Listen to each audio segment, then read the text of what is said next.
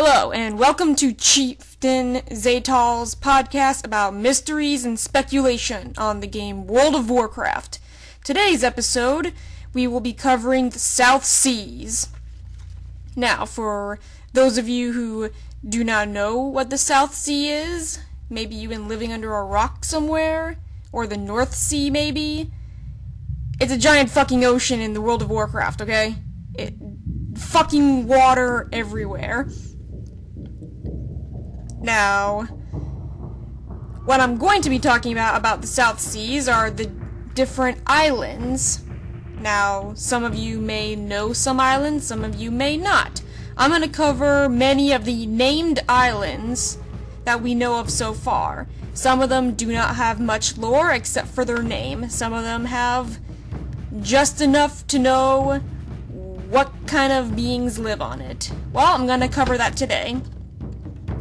Now, many of you will be familiar with the island Kazan, where the different trade princes of the goblins are from. There are many different trade princes. There's not just Gallywix or any of those kind of guys. There's more than one.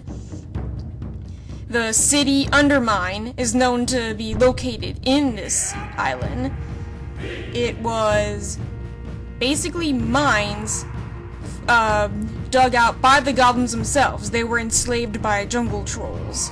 And then once they regained their freedom, they were able to take the mines and turn it into their city.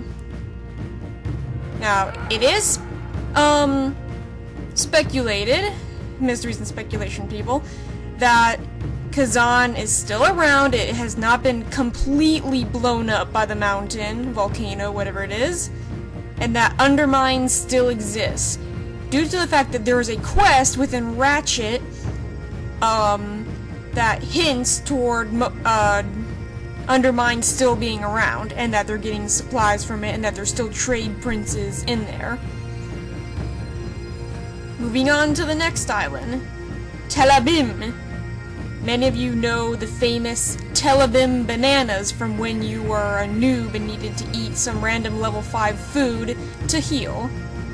Yes, well, Telabim is located on the eastern side of Kalimdor, almost near Ratchet. Now, not much is known about it except there are bananas on it. What we do have besides the bananas are some pages. Now, I do not quite remember where you find these pages, but there are 4 total, or 5. And each one of them tells about a stranded, man, presumably human, and it tells about his time on the island. And the last 2 pages are actually quite interesting. He says that the bananas start to come alive, and that he must become one with the bananas and stuff like that. It's either him going crazy from being alone so long, or there's fucking killer bananas all over this island. Either way, I want to go. Most likely there's some goblins that have plantations out there, and they're selling the bananas to Kalimdor and stuff, which is why they're all over the place. Which could make sense. I would love to go there if there was ever South Seas expansion. Alright, the next island we're going to talk about will be... well, there are no names for these islands. There's 2 islands, and they're just called South Sea Islands. They were located directly south of Tenaris. If you went to the very southern tip of the beach, back in Wrath of the Lich King or earlier, you would be able to see them. In Wrath of the Lich King, or before, if you were able to get some sort of water walking technique and walk across the ocean, you might just hit there before the fatigued would kill you. Now, I believe in vanilla, early vanilla, there was nothing on the island except for a couple of mobs, like the fire rocks and stuff you'd find in Tenaris. But there was a bottle in it, and if you... kind of like the bottle from Stranglethorn where it takes you to Jaguaro Island. If you clicked on it, it would ask, "What are you doing here?" I I suspect it was like a joke that the devs put in there in case someone said, hey, let's try to get to this island that the devs didn't want us to go to. So yeah, that was pretty fun. I think in a later patch, they actually added goblin and gnomish buildings, but it was still pretty much nothing to do there. It was later removed in Cataclysm. Next on the list are the Dark Spear Islands. Many of you should already know the Dark Spear Islands. If you're an Alliance scrub, you may or may not know about the Dark Spear Islands. They were controlled by jungle trolls known as the Dark Spear tribe. And there was a whole thing went down where Zae'tal took over and then Vol'jin tried to reclaim his... It's in the Cataclysm pre-launch event. Come on. That was like one of the best launch events besides the zombie plague. Alright, and the next one on my list is called Hiji. Now, there's no lore behind this island. However, it is speculated that it could be a different name of two different islands that are coming up in my list. So it can either be a separate island altogether, or it could either be the Isle of Plunder, or Plunder Island, however you pronounce it. And which one was it? Zandalar. Yeah, Zandalar. It's speculated that it could be renamed after one of those two, or it could just be a third island altogether. But the reason it's hinted at it could be a renamed island that already exists is the fact that on most older maps, it's in the same location as the famed Isle of Plunder would be, or Zandalar. Now, let's get to those two islands, actually. The Isle of Plunder. Isle of Plunder is a famed capital of the Blood Sail Buccaneers, and that's where they hide all their treasure and their fleets and their leaders.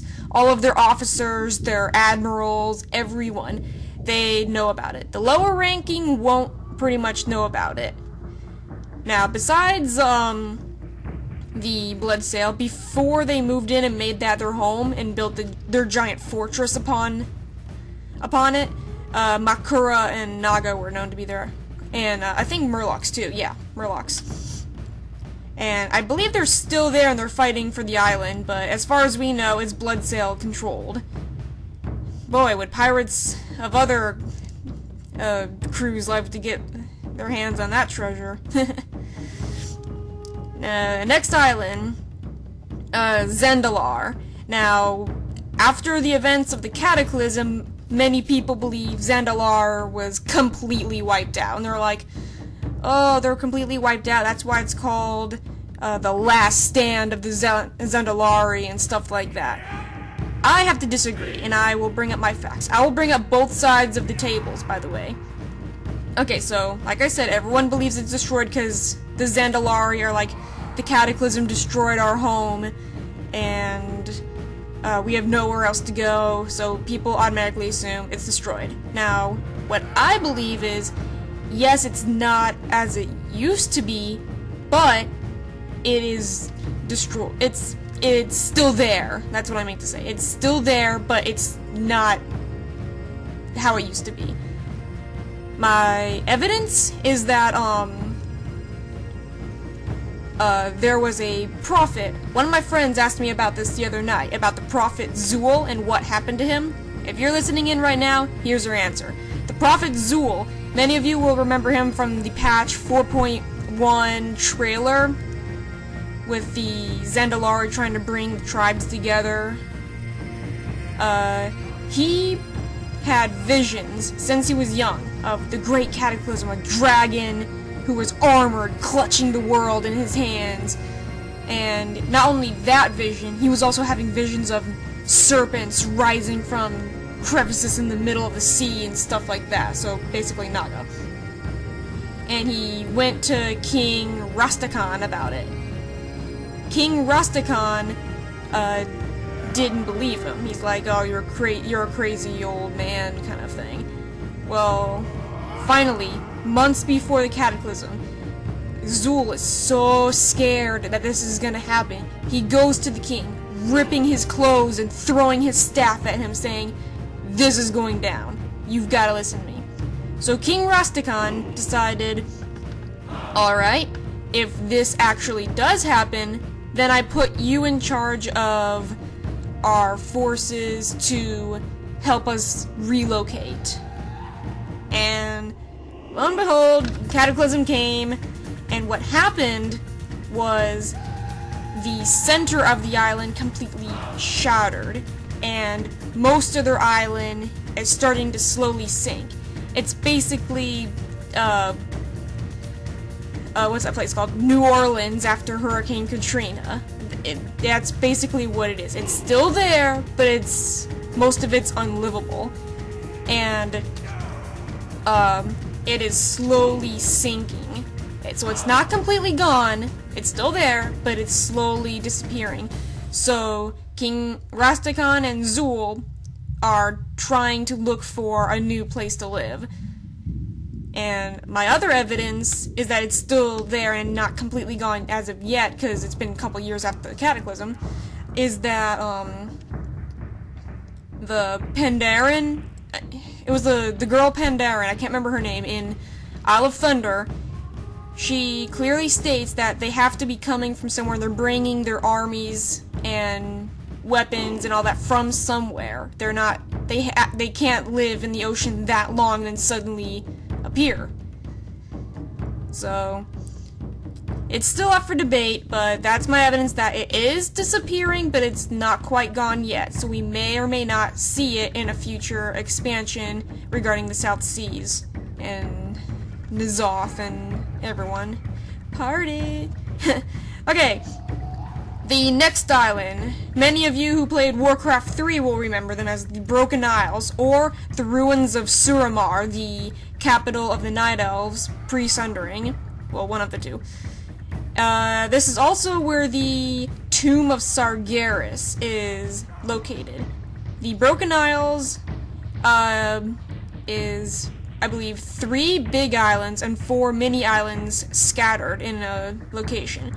As of right now, it's only inhabited by Makura, Naga, and stuff like that, and not really much has happened since Warcraft 3.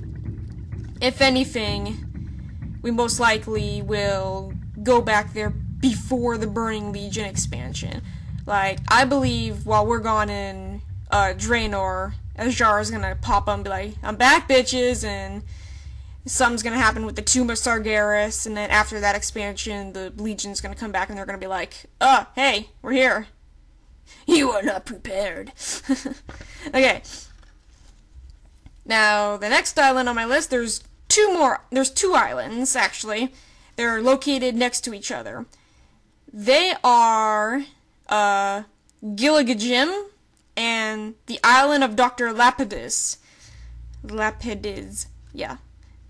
They're both, they were both located west of Booty Bay, and again, in Wrath of the Lich King, or in the other expansions, you could water walk across to them, but I don't believe you could have reached them like the Tanaris ones.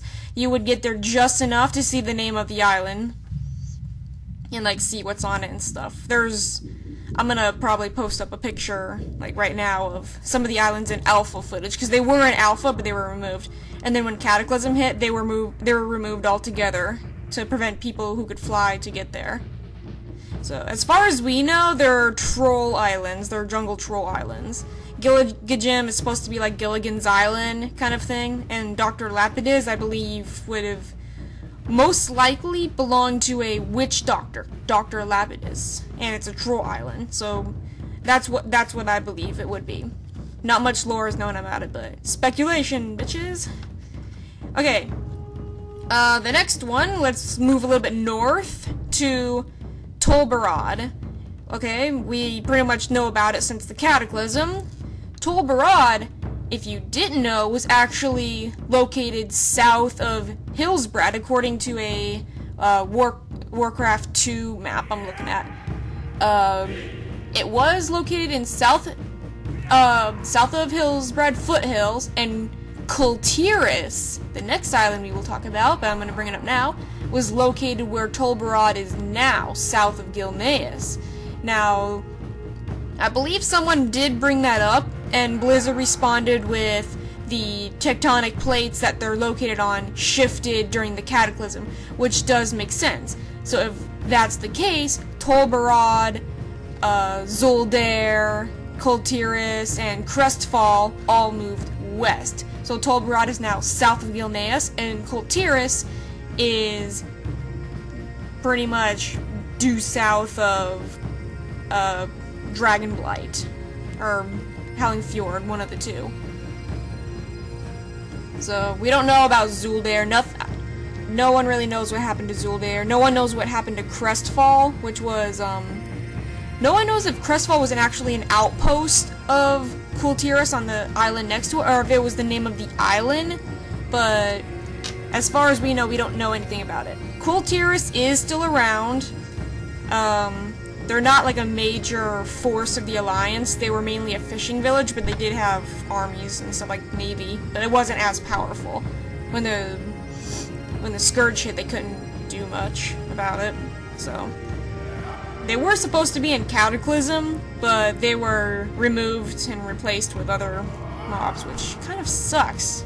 I know a lot of Alliance role players would have loved to play on Kultiris, and that Kultiris guild wouldn't have died out. Alright, our next island is called Jaguero. Now, if you've leveled in Stranglethorn Vale, yeah, you would remember that with the big fucking monkey throwing barrels at you. Well, he didn't used to do that. I think that was new as of Cataclysm. But he's supposed to be like King Kong. King Mocha. Yeah, that's his name. King Mocha. And you would have to rescue that Princess Pooba, the Tauren. That was such an annoying quest. It's like, ugh, I gotta go find all your shit located on freaking monkeys and leopards and stuff, or jaguars, whatever they were.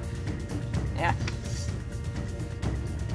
So, that is the South Seas. As for when we may be able to see it in the future, I did mention earlier, but I'm gonna get more into this. I believe in Draenor, while we're handling the orcs and the demons, Queen Azshara is gonna be like, now's our time to strike. I've waited 10,000 years, now's the time to strike. The army is gone. So she comes up, I'm pretty sure they're gonna raise up Nazjatar from the rift, because a lot of people don't like Vashj'ir. I actually personally loved the feel and look of it, but I didn't quite like how long the quest took. But if I got to like pick a spot and sit somewhere in Vashj'ir and just chill out and look around, yeah, I would do it. I loved it. But a lot of people don't like it, so most likely they're gonna raise up Nazjatar, so it's gonna become like an island with the city and everything. If that happens, they have to bring up the Makura city. I'm gonna cover that in one of my next videos. The rift and all the stuff down there, like Nazjatar and Makura.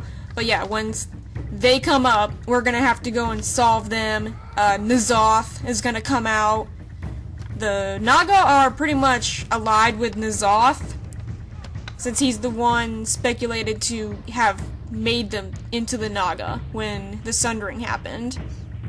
He's also responsible for the Emerald Dream and most likely Deathwing. Yeah, he's corrupted from N'Zoth too. So, if that happens, I hope to see some playable Naga, because, yeah, Naga, a lot of people say Naga cannot be playable because, oh, they hate everybody, oh, they don't have a pants slot, how can they ride a mount? Well, here's my input. Naga can be playable if it was a faction who didn't agree with Azshara's choices, which it is not unheard of. There are some Naga who are friendly to us. Most of them have been removed as of the Cataclysm, but I remember there was one in Teneris too. There is one in Slave Pins as well who, he's not friendly to us, but he doesn't work with Azshara. As for the pant model, they do have a pant model. They wear like a skirt. You can look at it on Model Viewer, but even then, if they become playable, we're gonna get a completely revamped model. They can just add the slot. What they don't have is a headpiece slot. They can't wear helmets, but Blizzard could just add that in when they remake the model to make it playable. I mean, it's not that hard. As for the mounts, I did see a picture of a Naga sitting on like the Goblin trike. Someone drew it. I don't remember their name, but yeah, that was pretty cool. They just kind of like slithered up and coiled up, or they just kind of like plop there. And it's not that hard. People find any excuse to say no to something. So that's my video. If you enjoyed it, thumbs up. And come back for more. Subscribe. I will be posting new videos soon. Thank you.